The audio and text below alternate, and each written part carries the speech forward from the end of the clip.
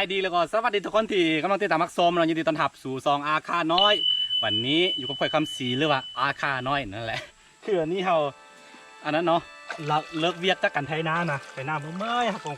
เข้ามาน้ำตัวนี้แหละมาหาอาหารกินตัวนี้นะตามมาทุกคนตัวนี้เราสิหาอาหารคือจับปูจับปลาในห้วยนี้เบิ่งแม่น้ำที่ซ้ายเดี๋ยวเสี่ยวกล้องโกโปรจมเข้าไปในเบิ่งเนาะคืออย่างที่บอกไปเนาะทุกคนเนาะคือเราไปไถน้ำเมื่อยมาเขาก็ซื้อมาสอกอาหารตามลำธารตามน้ำห้วยนะวิธีการหาปลาง่ายๆก็คือเขาจะเอาโทรศัพท์นี่เชื่อมต่อกับกล้องโกโปรนี้แล้วก็เจ้ากล้องโกโปรนี่จมไปในน้ำแล้วก็จะเบิ้งอยู่โทรศัพท์เนาะว่าจะมีป่าบ่คันมีป่าผมจะจับเอาเนาะโอเคลองเบิ้งทุกคนจับโทรศัพท์เนาะตอนนี้เขาชิจมเข้าไปขั้นเวลาจมเข้าไปในน้ำแล้วก็มันซีบ่ได้ยินเสียงเนาะมีแต่เบิ้งภาพว่าจะมีป่าบ่เนาะโอเคทุกคนไปเลย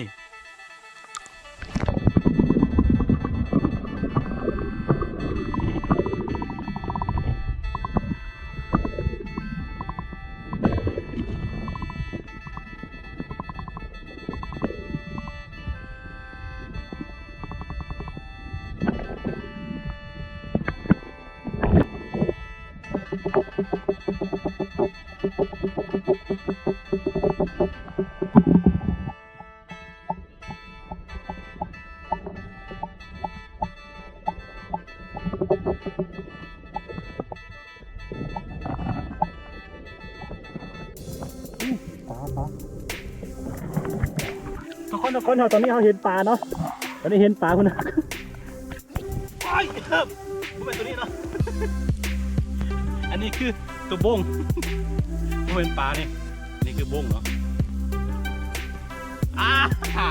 จะปลากันเห็นปลา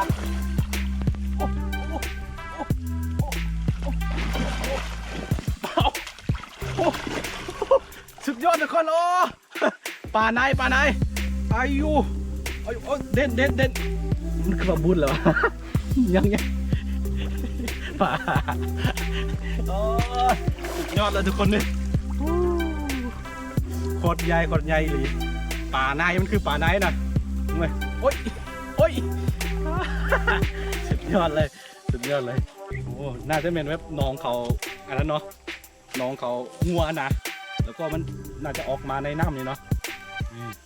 โอ้เห็นมันกระเด็นอยู่เลยมึงสุดยอดทุกคนอาหารชั้นดีอาหารตอนเที่ยงนี้เนาะ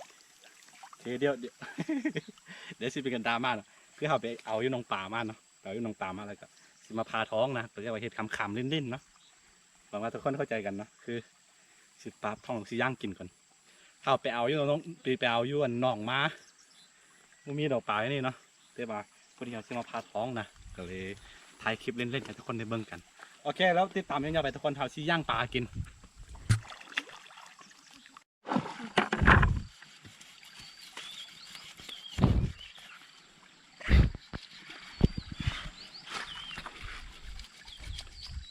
โอ้ช่วงนี้ก็เป็นช่วงเฮ็ดไร่เฮ็ดนาทุกคนเลยนี่แหละอยู่แต่หายอยู่แต่นาแบบนี้แหละตอนนี้เขาสิพาท้องของมันพาตัดให้มันแล้วก็จะไปย่างกินพี่น้องโอ้ไข่มันหลายดีไข่หวัดเครื่องในมันบอกโอ้ทุกเต็มพี่น้องเลย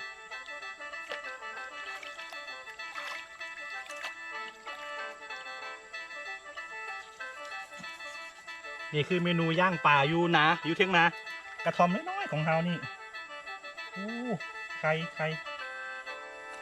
เยอะไข่ของมันหลายสิไข่มันบอกมันไข่ดิไข่งาไข่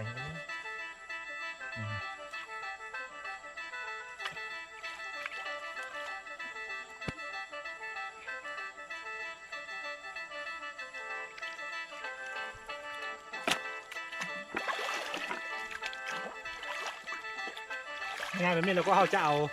หัวซิไข่มันยังพักหอมมันยังเส้นในเลยแล้วก็ไปย่างเลยเนาะทุกคนโอเคแล้วเจอกันตอนย่างอ่ะนี่ตอนนี้เราจะย่างปลาเนาะเราจะย่างจะให้ลูกพี่เขาย่างนะ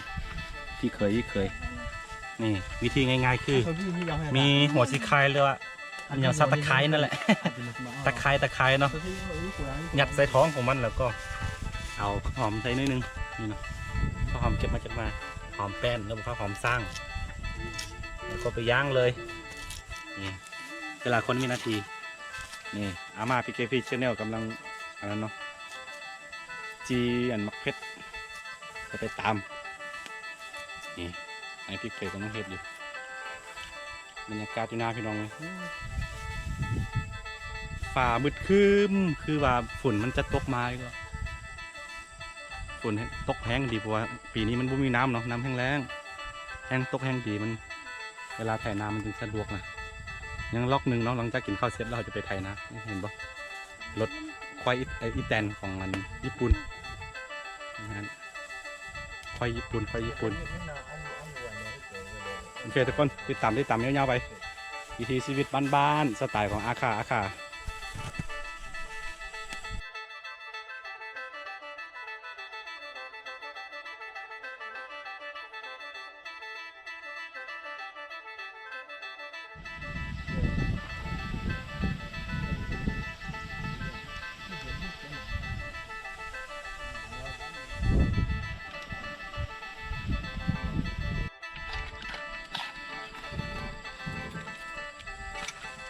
มาวัฒนา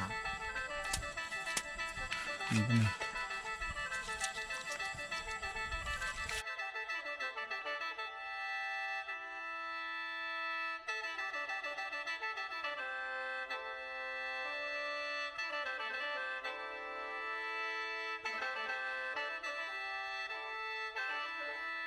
ี่ยทุกคนหลังจากที่เราใช้เวลาย่างประมาณ1 ชั่วโมงกว่าๆเนาะก็ได้หน้าตาแบบนี้โอเคทุกคน นี่คือย่างป่าอยู่เทียงนามาตะกองมาโอ้โหอาที่ไปกินอยู่เพิ่งเงินรถอีแตนนะต้องซิมก่อนเพราะว่าเขาเป็น เป็นเจ้าถิ่น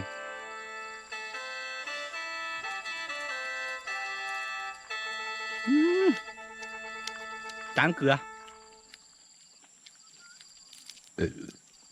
ขอโทษทุกคนกรอบๆอร่อยยิ่งขึ้นเลยอร่อยเกิน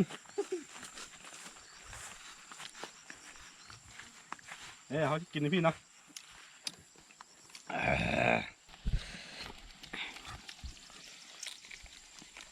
ตะก้อนตัวนี้เขาจะกินข้าวเนาะกินอยู่ทั้งรถอีแตน บรรยากาศทุ่งนามีรถอีแตนนี่พี่แล้วก็มีป่าย่างปลาปิ้งบรรยากาศทุกคนเลยกับข้าวเหนียวตะกล้องมาพี่ดูนั่นไหนไก่พอดีมาแม่ตะกล้องก็กินน้ำเลย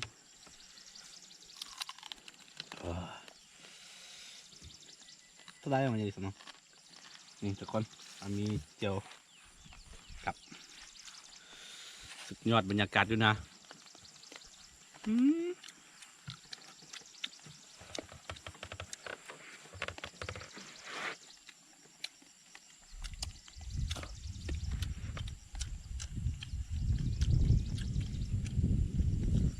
อันนี้กินข้าวเที่ยงได้ป่ะตอนนี้ประมาณ3 โมงแรงละหลังจากที่กินข้าวอิ่มแล้วจะไปไถนาเนาะไถนาจาก2-3 ล็อกโหลจนกลับไปบ้าน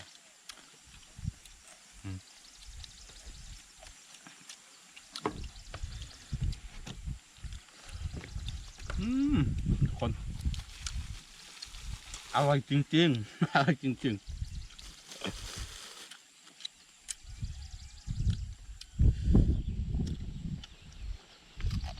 ฝนตกเมื่อกี้แข้งฝนแล้วก็เริ่มหนาวทุกคนเลยมันหนาวนะวันนี้ก็มันจะตกมาอีกแล้ว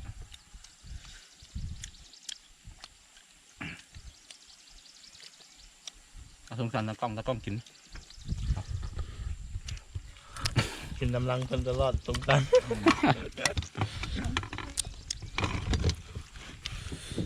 โอ้ย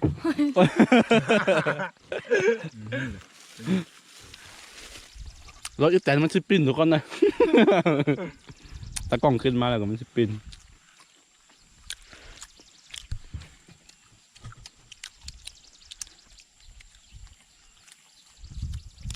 ทงนารถเสียดาวสิเดือนนะ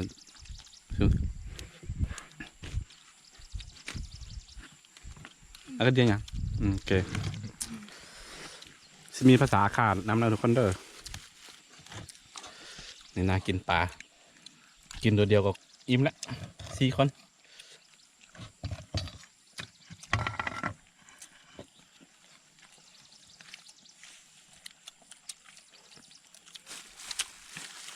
นี่คือตากล้องของข้อยเอง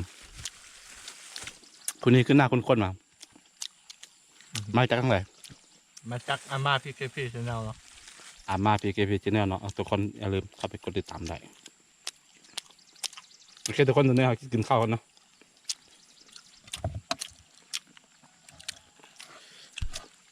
เป็นมะเร็ง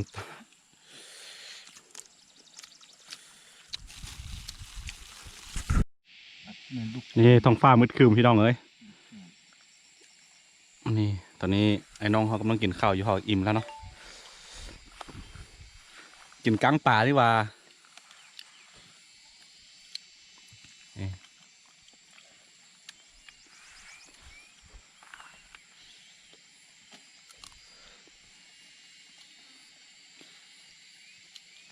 อยู่บนนอกมันนาช่วงฤดูช่วงเดือนมิถุนาเดือนไทยเดือนพฤษภากับประมาณนี้เนาะซีอยู่แต่ไฮที่นาประมาณนี้แหละไทยนาแล้วคัดนาแล้วก็ปลูกนาดำนานั่นแหละแล้วก็ไว้เกี่ยวข้าวอีกชีวิตวงจรชีวิตก็หมุนเวียนอยู่แบบนี้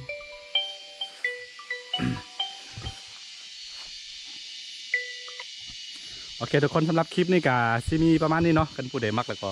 อย่าลืมกดไลค์กดติดตามซองอาค่าน้อยแล้วก็อย่าลืมเข้าไปกดติดตามซองมีอย่างก็ อาม่าพี่เคพี่ชแนลเนาะ อามาพีเคพีเชนแนลเนาะอย่าลืมเข้าไปกดติดตามเนาะเดี๋ยวเจอกันใหม่ในคลิปหน้าสำหรับคลิปนี้ไปก่อนทุกคนสบายดี